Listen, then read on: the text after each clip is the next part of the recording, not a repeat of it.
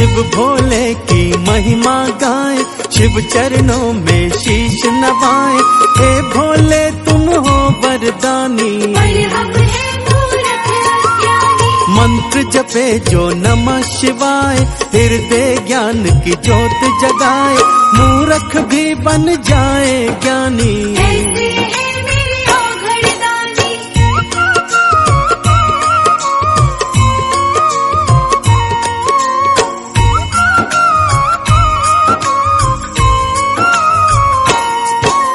चरण शरण में जो आता है वो न कभी भी दुख पाता है। नाम तो इनका महाकाल है, सब देवों में देव निराले। शिव है कितने भोले भाले, सब पर ये कृपा है करते।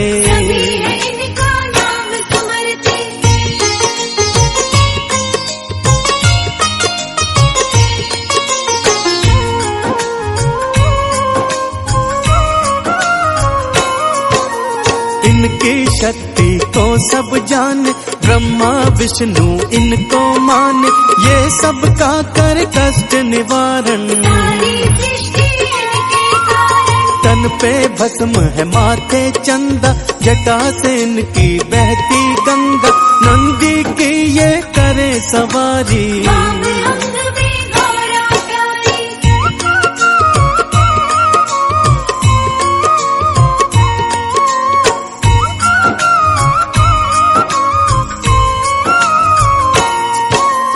आसन इनका मृगशाला है। शिव कितना भोला भाला है, पर जब खुलता जाने तर।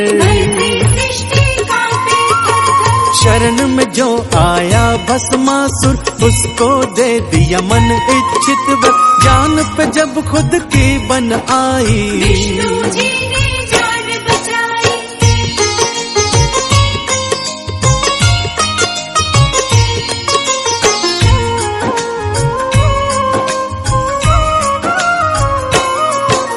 सागर मंथन जब करवाया, कालकूट विष निकल के आया। पी गए भोले सारा ही विष, श्री राम ने सेतु बनाया, उससे पहले शिव को मनाया। शिवलिंग बहा करी स्थापना,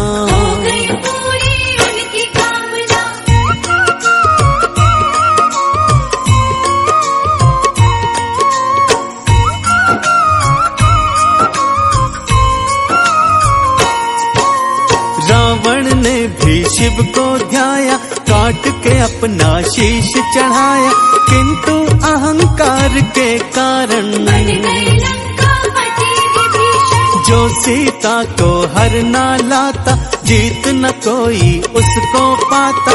कर्मों का फल पड़े भोगना,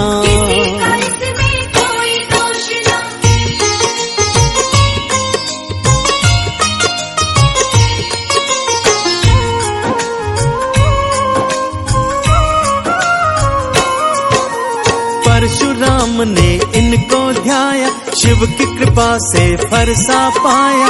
अत्याचार धरती से मिटाया, माता वध का पाप किया था, शिव शंभू ने माफ किया था। क्योंकि समझी थी मजबूरी,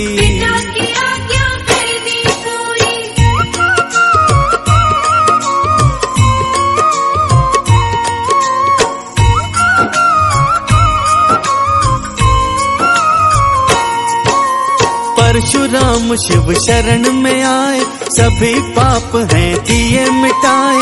ऐसे हैं भोले शिव शंकर, शिव शिव शिव शिव जपते रहिए, और न मुख से कुछ भी कहिए। काल भी इनसे खौफ है खाता,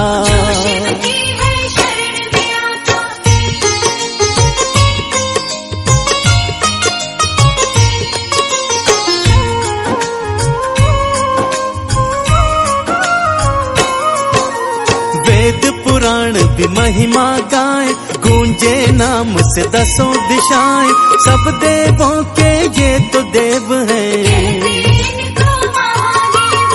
शिव शंभू के नाम है कितने, भारत वर्ष में धाम है कितने, इनके जैसा देव न दूजा।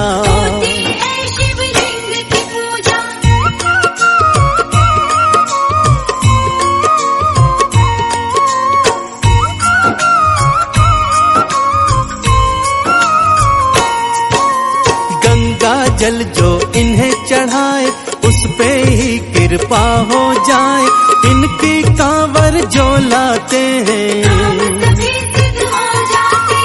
बम बम के जयकारे लगते और कहीं भंडारे लगते, सावन की जब आती बेला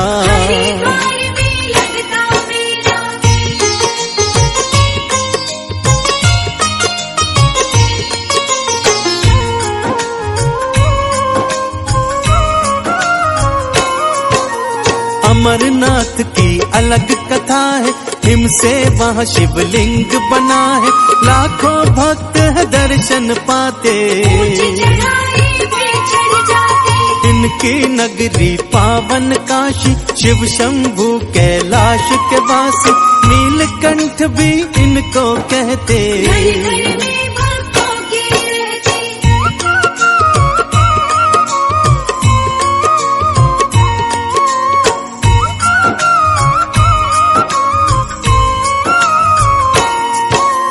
इनकी महिमा तो अपार है, जपता इनको सब संसार है, हम क्या तेरी महिमा गाएं। गुलशन शर्मा की है विनती, तेरे भक्तों में हो गिनती, और मुझे कुछ भी न चाहिए।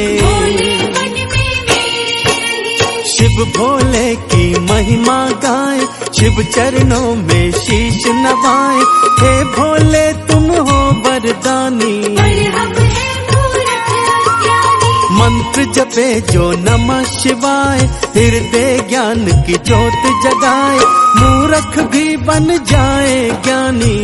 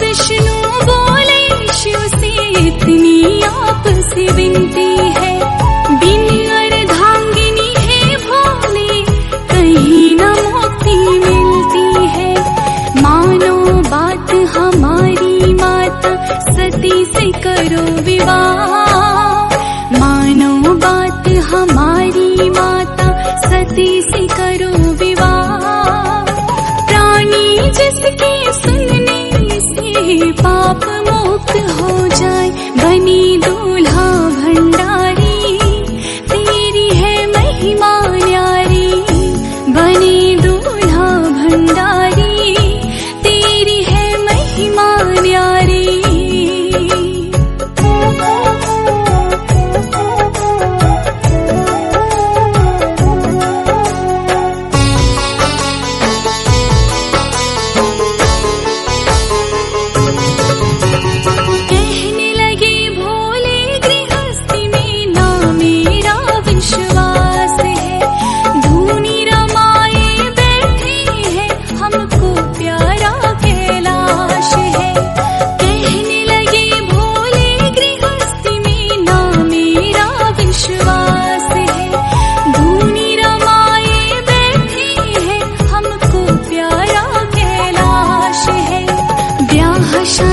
का ये झंझट तो हमें रासना, ब्याह शादी का ये झंझट तो हमें रासना। प्राणी जिसके सुनने से पाप मुक्त हो जाए, बनी दूल्हा भंडारी तेरी है महिमा न्यारी, बनी दूल्हा भंडारी तेरी है महिमा न्यारी।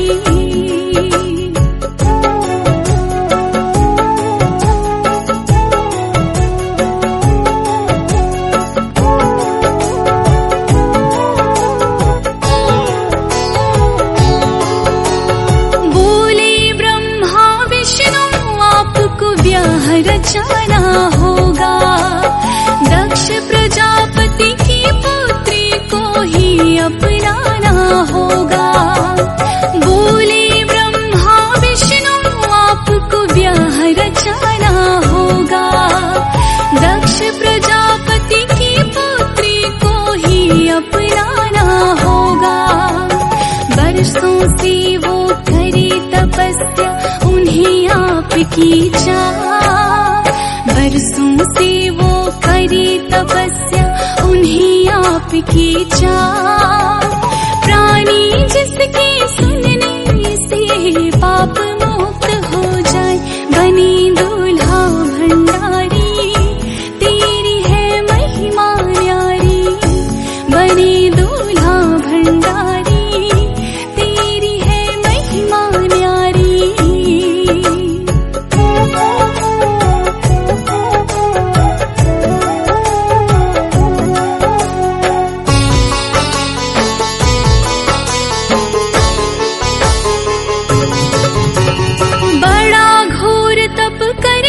राजन ने ये कन्या पाई है, आदि शक्ति खुद उनके घर पुत्री बन करके आई है।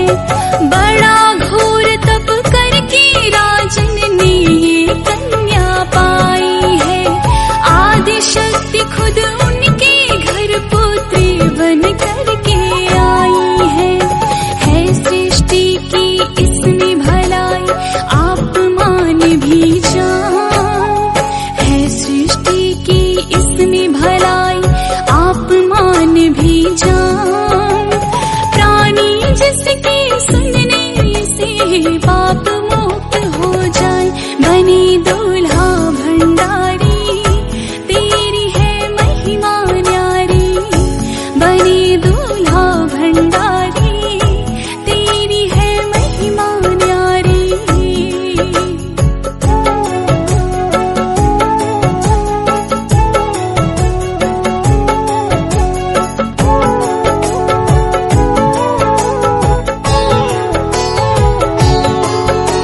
ब्रह्मा विष्णु की विनती फिर तो भोले ने मानी, सजने लगे दूल्हा बन करके मेरे औघड़दानी। ब्रह्मा विष्णु की विनती फिर तो भोले ने मानी, सजने लगे दूल्हा बन करके मेरे औघड़दानी। धूमधाम से फिर भोले का भक्तों हुआ विवाह, धूमधाम से फिर भोले का भक्तों हुआ विवाह। प्राणी जिसके सुनने से पाप मुक्त हो जाए, बनी दूल्हा भंडारी तेरी है महिमा न्यारी, बनी दूल्हा भंडारी तेरी है महिमा न्यारी।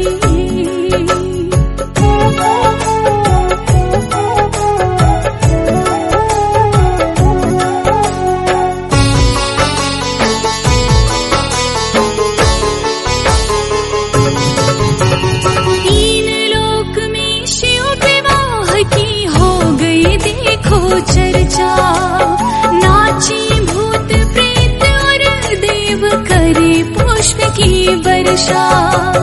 तीन लोक में शिव विवाह की हो गई देखो चर्चा, नाची भूत प्रेत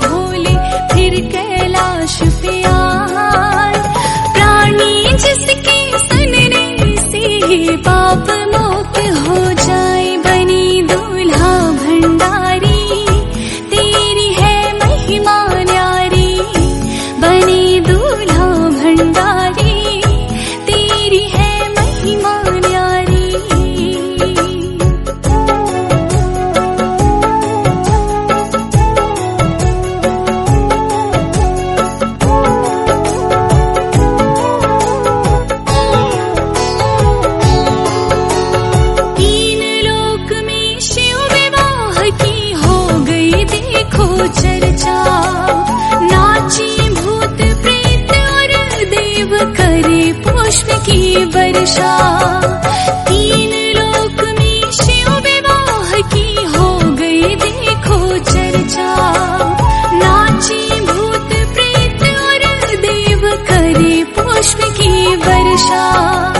माता सती को संग में भोले फिर कैलाश ले आए। माता सती को ले संग भोले फिर कैलाश पे आए। प्राणी जिसके सुनने से ही पाप मुक्त हो जाए। बनी दूल्हा भंडारी तेरी है महिमा न्यारी। बनी दूल्हा भंडारी तेरी है महिमा न्यारी।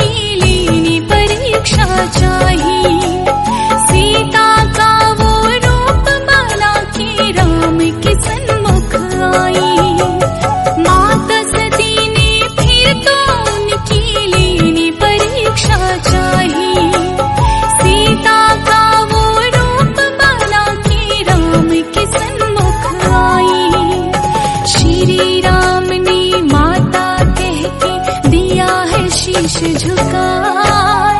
श्री राम ने माता कह के दिया है शीश झुकाए। प्राणी जिसके सुनने से पाप मुक्त हो जाए। बनी दूल्हा भंडारी तेरी है महिमा न्यारी। बनी दूल्हा भंडारी तेरी है महिमा न्यारी।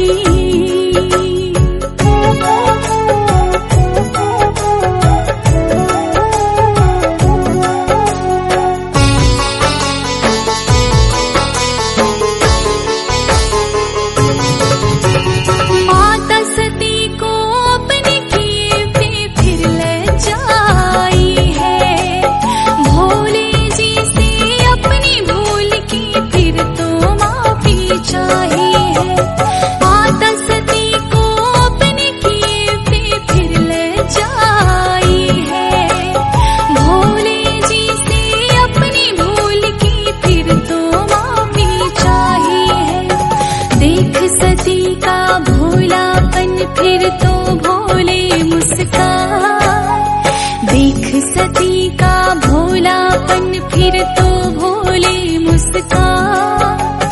प्राणी जिसके सुनने से पाप मुक्त हो जाए। बनी दूल्हा भंडारी तेरी है महिमा न्यारी। बनी दूल्हा भंडारी तेरी है महिमा न्यारी।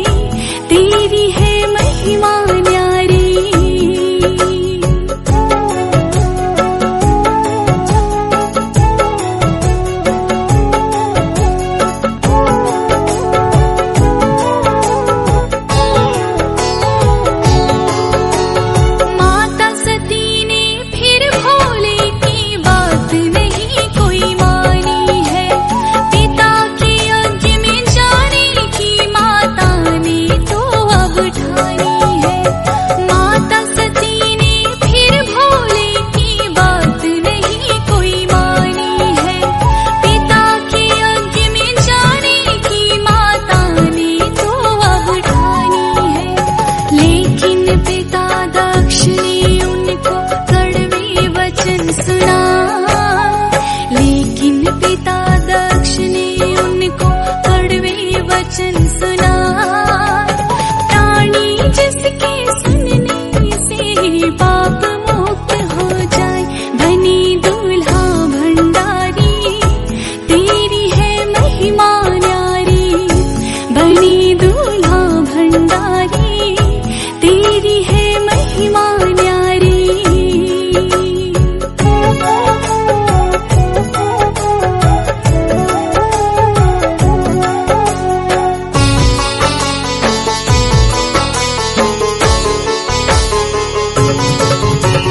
भरी सभा में पिता दक्ष ने शिव का जो अपमान किया, अपने आप को हवन कुंड में माता सती ने जला दिया। भरी सभा में पिता दक्ष ने शिव का जो अपमान किया, अपने आप को हवन कुंड में माता सती ने जला दिया। इतना जाना जो भोले ने क्रोध में भर कर आए, इतना जाना जो भोले ने क्रोध में भर कर आए।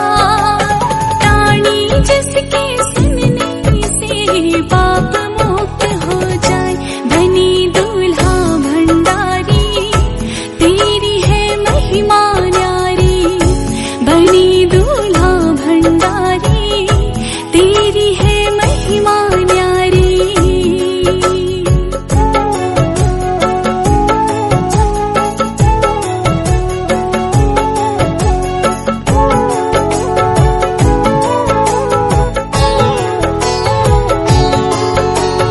जलती हुई सती को फिर अपने हाथों में उठा लिया, खुल गया तीसरा नेत्र भी और भोले ने तांडव है किया। जलती हुई सती को फिर अपने हाथों में उठा लिया, खुल गया तीसरा नेत्र भी और भोले ने तांडव है किया। देख के तांडव भोले जी का तीन लोक थर्रा, देख के तांडव भोले जी का तीन लोक थर्रा। प्राणी जिसके सुनने से पाप मुक्त हो जाए, बनी दूल्हा भंडारी, तेरी है महिमा न्यारी। बनी दूल्हा भंडारी, तेरी है महिमा न्यारी।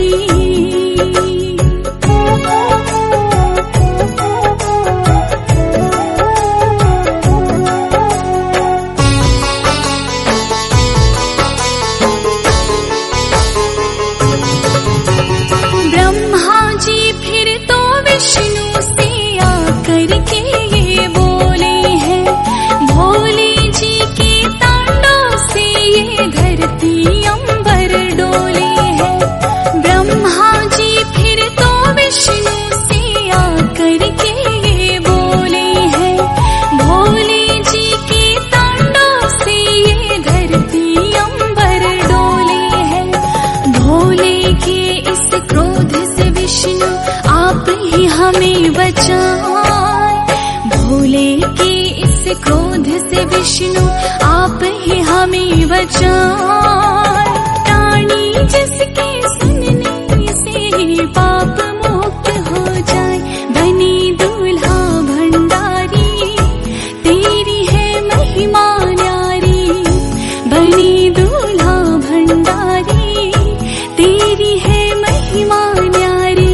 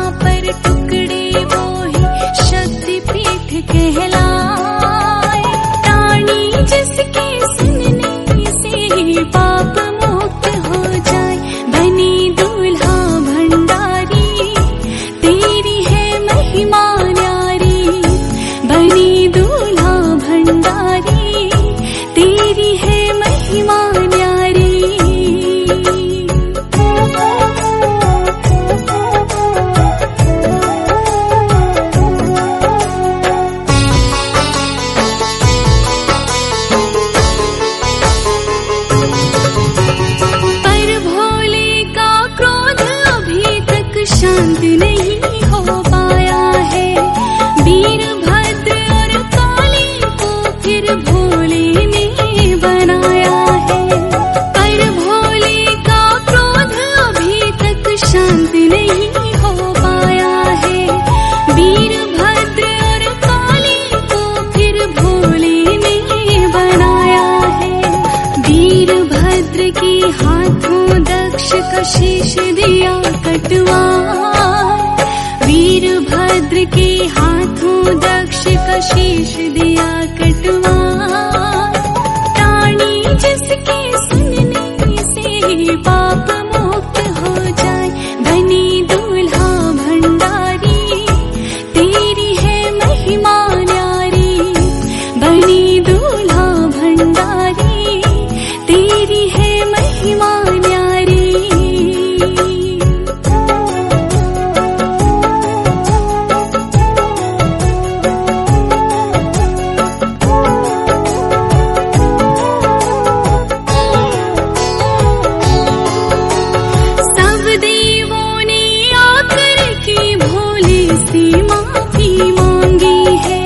शिव निंदा को सुनकर कि हम हुए पाप के भागी हैं। सब देवों ने आकर के भोले से माफी मांगी है। शिव निंदा को सुनकर कि हम हुए पाप के भागी हैं। माफ करो शिव शंभु हमको भोले आपका हाल।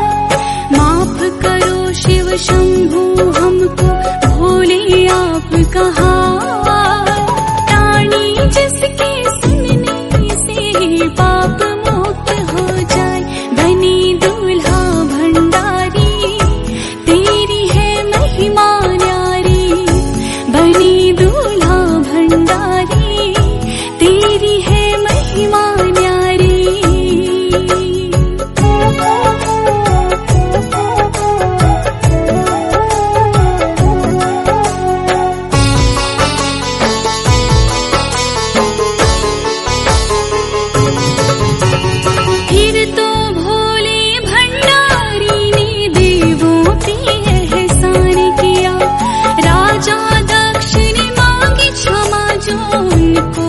जीवन दान दिया, फिर तो भोले भंडारी ने देवों पे एहसान किया। राजा दक्ष ने मांगी क्षमा जो उनको जीवन दान दिया। फिर सब भोले भंडारी की जय जयकार बुला। फिर सब भोले भंडारी की जय जयकार बुला।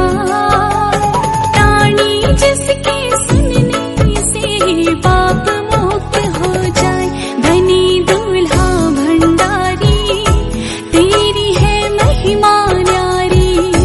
बनी दूल्हा भंडारी तेरी है महिमा न्यारी।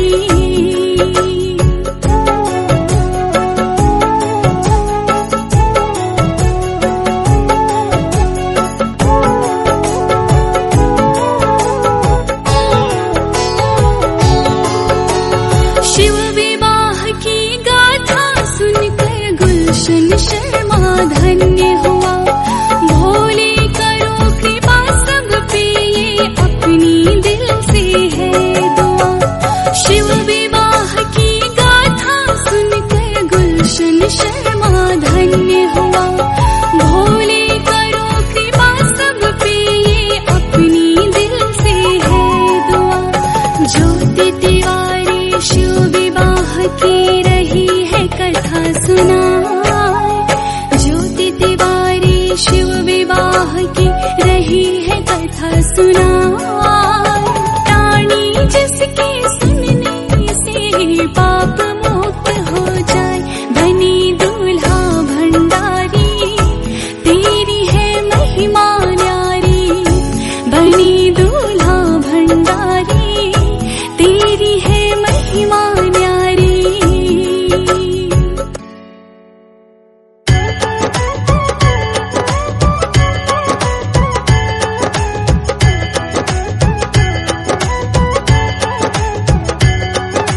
ज्ञान का दीप जलाते हैं, अमृत रस बरसाते हैं।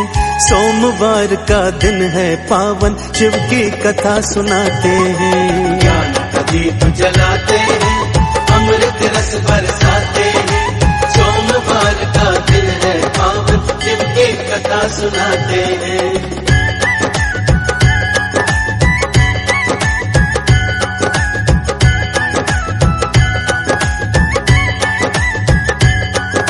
मैं सृष्टि की रचना कर दूं, शिव के मन में आया था, शिव के मन में आया था।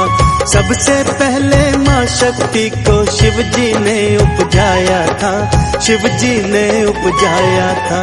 किसी पुरुष का सृजन कर लो, शिव ने फिर समझाया था, शिव ने फिर समझाया था। जिससे सृष्टि संचालित हो, मन का भेद बताया था, मन का भेद बताया था। ऐसा सोच के नाथ जी दिव्य पुरुष बनाते हैं। सोमवार का दिन है पावन, शिव की कथा सुनाते हैं। ज्ञान का दीप जलाते हैं, अमृत रस बरसाते हैं। सोमवार का दिन है पावन, शिव की कथा सुनाते हैं।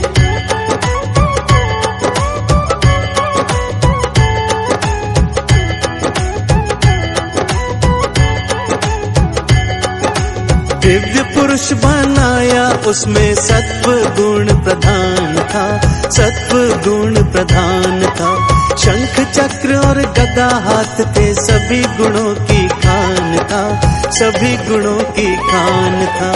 अंग की शोभा पीतांबर से, चार हाथ बलवान था, चार हाथ बलवान था।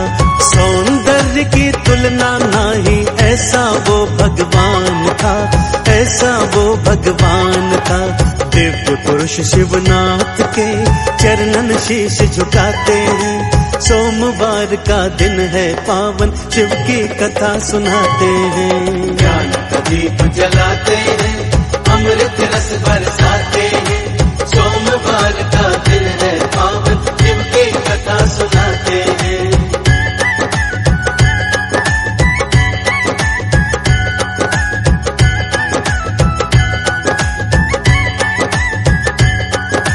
व्यापक होने के कारण ही विष्णु तुम्हारा नाम हो, विष्णु तुम्हारा नाम हो। सृष्टि का तुम पालन करना, यही तुम्हारा काम हो, यही तुम्हारा काम हो। जल में शयन किया विष्णु ने, क्षीर सागर धाम हो, क्षीर सागर धाम हो। विष्णु नाभि से ब्रह्मा जन्मे, सुखिया सकल जहान हो, सुखिया सकल जहान हो।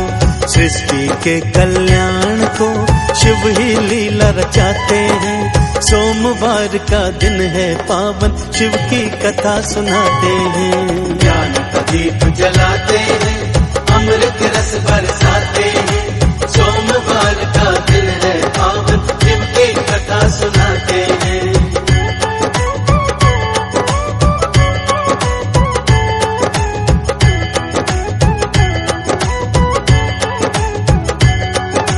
ब्रह्मा जी ने सृष्टि रच दी, हुआ जरा विस्तार नहीं, हुआ जरा विस्तार नहीं। कभी हुई आकाशवाणी, दुख का करो विचार नहीं, दुख का करो विचार नहीं।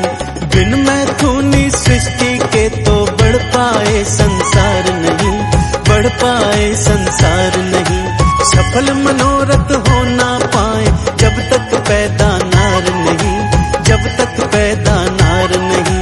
शिव जी अपने अंश से नारी अर्ध बनाते हैं। सोमवार का दिन है पावन, शिव की कथा सुनाते हैं। ज्ञान का दीप जलाते हैं, अमृत रस बरसाते हैं। सोमवार का दिन है पावन, शिव की कथा सुनाते हैं।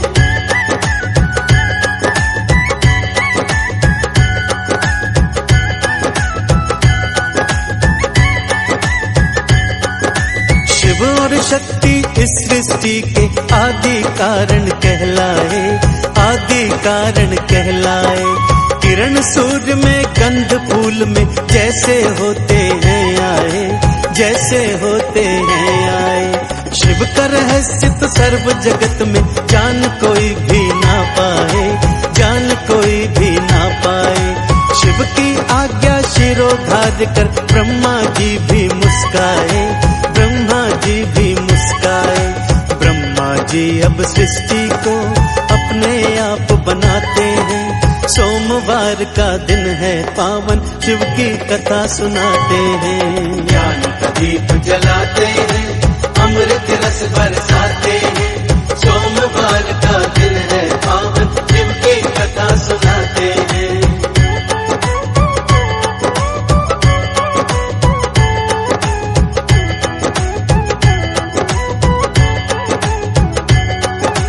वायु अग्नि पृथ्वी पानी सूक्ष्म भूत बनाए थे, सूक्ष्म भूत बनाए थे। सागर नदियां पर्वत आदि स्वर्ग धरा पर आए थे, स्वर्ग धरा पर आए थे।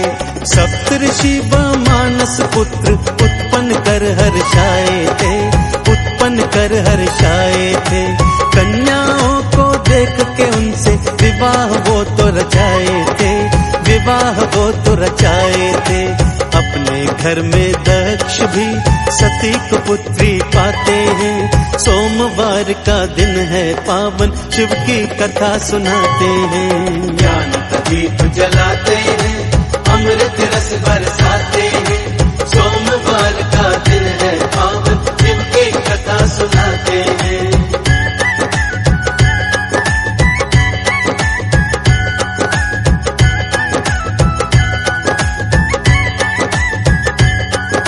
सती रखा था नाम सुता का, जो शिव ध्यान लगाती थी, जो शिव ध्यान लगाती थी।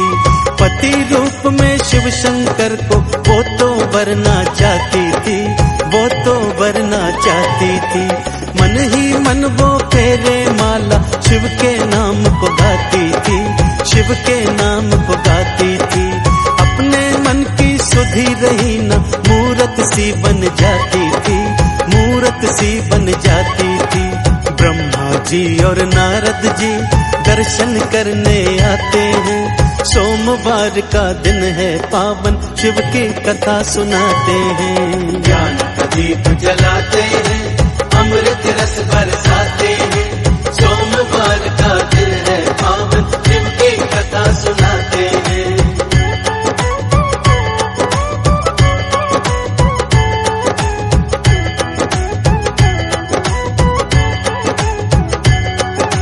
ब्रह्मा बोले शिव जी ने भी केवल तुमको चाहा है, केवल तुमको चाहा है।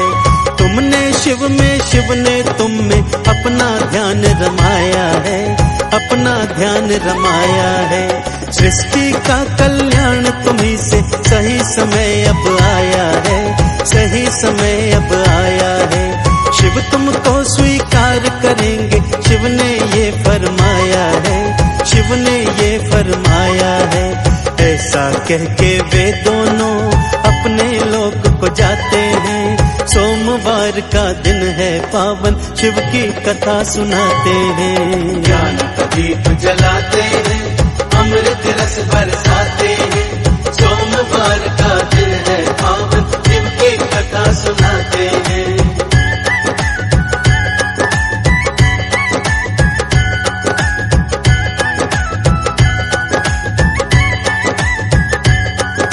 सही समय पर आन सती को दर्श दिखाया भोले ने, दर्श दिखाया भोले ने। देवताओं के कहने पर ही विवाह रचाया भोले ने, विवाह रचाया भोले ने। आनंदी का अमृत देखो खुद बरसाया भोले ने, खुद बरसाया भोले ने। लाए सती को कैलाश पे डेरा जमाया भोले ने, डेरा जमाया भोले ने। भूतनाथ शिव शंकर जी सुख से समय बिताते हैं। सोमवार का दिन है पावन, शिव की कथा सुनाते हैं। ज्ञान का दीप जलाते हैं, अमृत रस बरसाते हैं। सोमवार का दिन है पावन, शिव की कथा सुना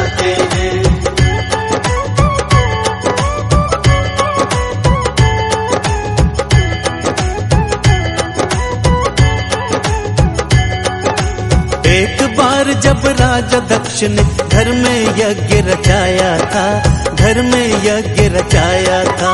पुत्री सती को और शंकर को उसमें नहीं बुलाया था, उसमें नहीं बुलाया था। बोली सती तो मैं जाऊंगी, शंकर ने समझाया था, शंकर ने समझाया था। बिना बुलाए चली गई पर मान नहीं मिल पाया था, मान नहीं मिल पाया था। बिना बुलाए जो जाते आदर वो ना पाते हैं। सोमवार का दिन है पावन, शिव की कथा सुनाते हैं। ज्ञान का दीप जलाते हैं, अमृत रस बरसाते हैं। सोमवार का दिन है पावन, शिव की कथा सुनाते हैं।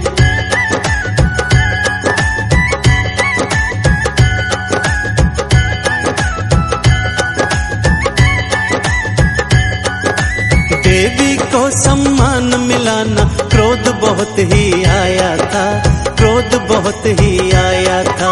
यज्ञ अग्नि में कूद गई थी, स्वयं को आप जलाया था, स्वयं को आप जलाया था।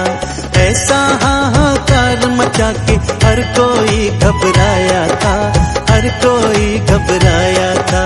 शिव के गणों ने महादेव को ये समाचार सुनाया था, ये समाचार सुनाया था। शिव शंभु भी क्रोध में देखो